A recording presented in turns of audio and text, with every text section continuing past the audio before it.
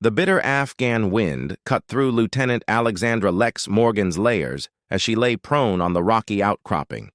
Her breath came out in small, controlled puffs of vapor as she peered through her rifle scope. 6,000 feet below, barely visible in the fading daylight, SEAL Team 6 was moving into position to extract a high-value intelligence asset from a compound nestled in the mountains. Lex adjusted her M40A5 sniper rifle, the familiar weight comforting against her shoulder. Just 8 months ago, she had been competing in Olympic biathlon events. Now she was responsible for the lives of America's most elite warriors.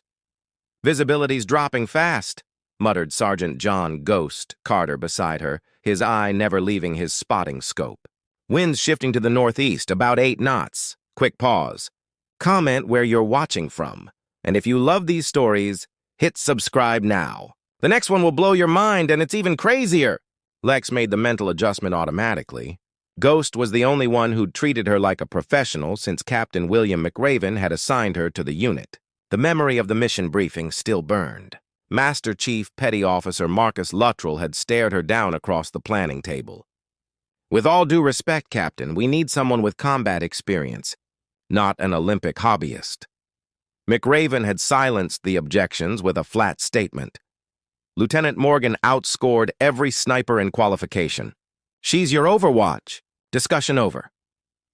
Now, as darkness began to envelop the harsh landscape, Ghost's radio crackled to life. Lieutenant Commander Robert O'Neill's voice came through, tense and urgent. "Overwatch, this is Poseidon Team. We've been compromised. Heavy resistance. Asset is secure, but we're pinned down." Lex watched through her scope as muzzle flashes illuminated the compound. The SEAL team was taking fire from multiple directions, 6 operators against what appeared to be at least 15 hostiles. "Poseidon, this is command," McRaven's voice responded. "Extraction helicopter is inbound, ETA 15 minutes. Can you reach the primary extraction point?" "Negative," O'Neill replied between bursts of gunfire. "Moving to secondary extraction now," Ghost swore softly. "Secondary extraction is completely exposed. If they get there without cover—" Lex quickly adjusted her scope, scanning the ridgelines surrounding the small clearing that served as the secondary extraction point. Her heart sank as she spotted movement on 2 separate positions. "I've got 2 hostiles setting up at points east and west of the LZ, she reported. "Looks like a sniper team and a heavy gunner. They'll have clean shots at the helicopter and the team." There was a moment of silence before Luttrell's voice came through. "Distance to targets? 1.2 miles to the nearest, 1.4 to the far one," Ghost replied. With these wind conditions and failing light, he didn't need to finish. Everyone knew what he meant. "The shots were nearly impossible." "I can make it," Lex said firmly. "Negative," Luttrell responded immediately. "Those shots are beyond effective range in these conditions." Lex keyed her radio. "Sir, with respect, if I don't take these shots, we'll lose the entire team and the asset." After a tense pause, McRaven's voice returned. "You're authorized to engage, Lieutenant. Make it count." Lex blocked out everything, the cold, the doubt, the pressure, and focused entirely on her breathing and the target. She made minute adjustments for wind speed, distance, bullet drop, and the Coriolis effect. Her world narrowed to the crosshairs on her scope and the figure of a man setting up a DSHK heavy machine gun. She exhaled slowly and squeezed the trigger.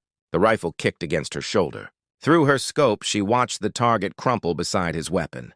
Without hesitation, she shifted to the second position, recalculated for the greater distance and different wind angle, and fired again.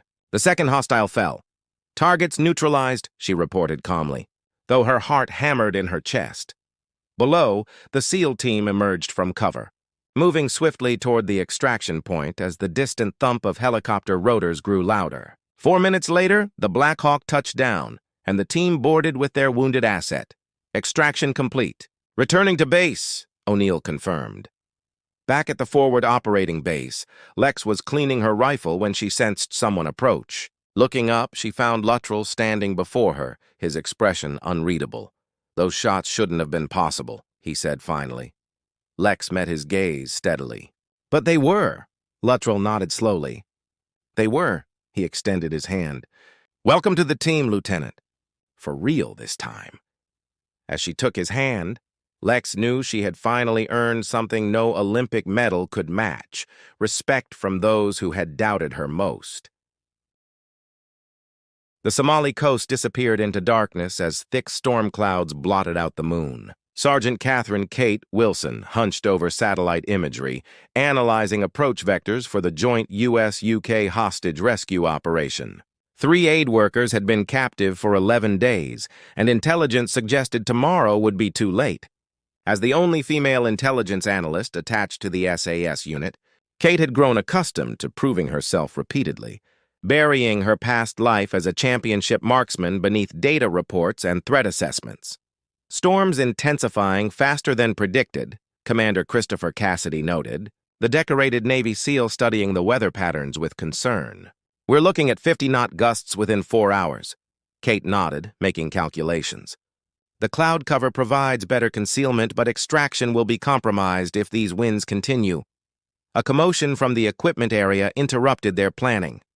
Staff Sergeant Mills, their designated sniper, was being helped into the command tent, his face contorted in pain as the medic supported his arm.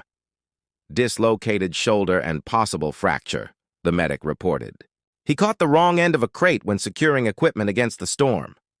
Admiral William McRaven, overseeing the joint operation, didn't hide his frustration. "We need that sniper position. The entire extraction depends on having eyes and cover from the ridge." The room fell silent. The mission was already operating with minimal personnel. There was no backup sniper available. Kate took a deep breath.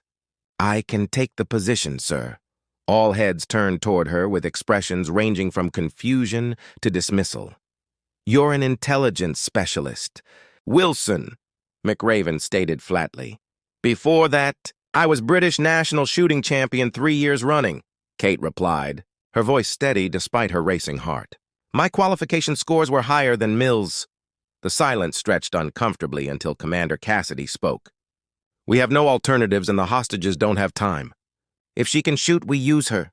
3 hours later, Kate found herself on a rain-lashed ridge overlooking the terrorist compound, paired with Thomas Paine, a legendary SEAL sniper assigned to evaluate her capabilities, military speak for take over when she fails. "This weather's deteriorating by the minute," Paine muttered, checking his wind gauge. "Operation should be scrubbed." Kate adjusted her rifle scope, ignoring the rain streaming down her face. "The intelligence is solid. They're moving the hostages at dawn, likely for execution." They watched through their scopes as the team successfully infiltrated the compound. Kate's breath caught when she heard McRaven's voice over the radio. "Team, we have the hostages, but enemy reinforcements are approaching from the south, at least 15 fighters. Primary extraction route is compromised." Kate quickly adjusted her scope to the southern approach, confirming the threat. "Proceed to secondary extraction point," came the order. "Helicopter inbound 8 minutes out." Paine tensed beside her. "That's bad. The secondary extraction point is completely exposed from those 2 ridge positions." Kate was already scanning the terrain. "Movement at both overlooks. 2 gunners setting up. Command, this is Paine. Hostile forces establishing firing positions above extraction point." He hesitated. "Range is 1 to 800 meters in storm conditions. Shots not possible."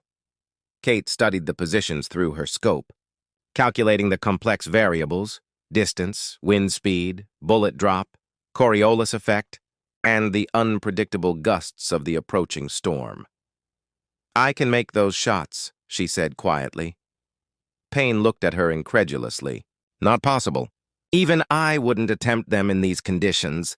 Kate was already moving toward a better vantage point, ignoring his protests. The extraction helicopter would arrive in minutes, and if those gunners remained in position, it would be a slaughter. She positioned herself on an exposed outcropping, rain pounding against her as wind gusts threatened her stability. Below, she could see the team struggling toward the ridge, carrying 2 wounded hostages. Kate emptied her mind, focusing solely on the mathematics of the shot and her breathing.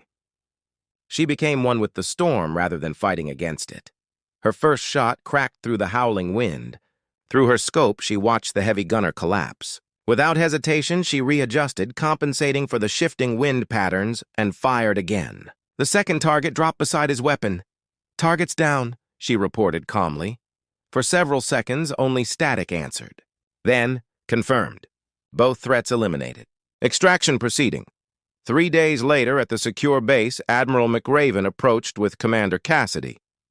"Sergeant Wilson," McRaven said formally, "it seems we've been underutilizing your skills. Those shots shouldn't have been possible." Kate stood at attention. "Just doing my job, sir." "Commander Cassidy has requested your permanent assignment to Joint Special Operations. Apparently, there are quite a few operators who could learn something from you." Kate accepted the transfer orders, realizing that sometimes hiding your true abilities serves no one. Sometimes, revealing your full self is exactly what makes the impossible possible.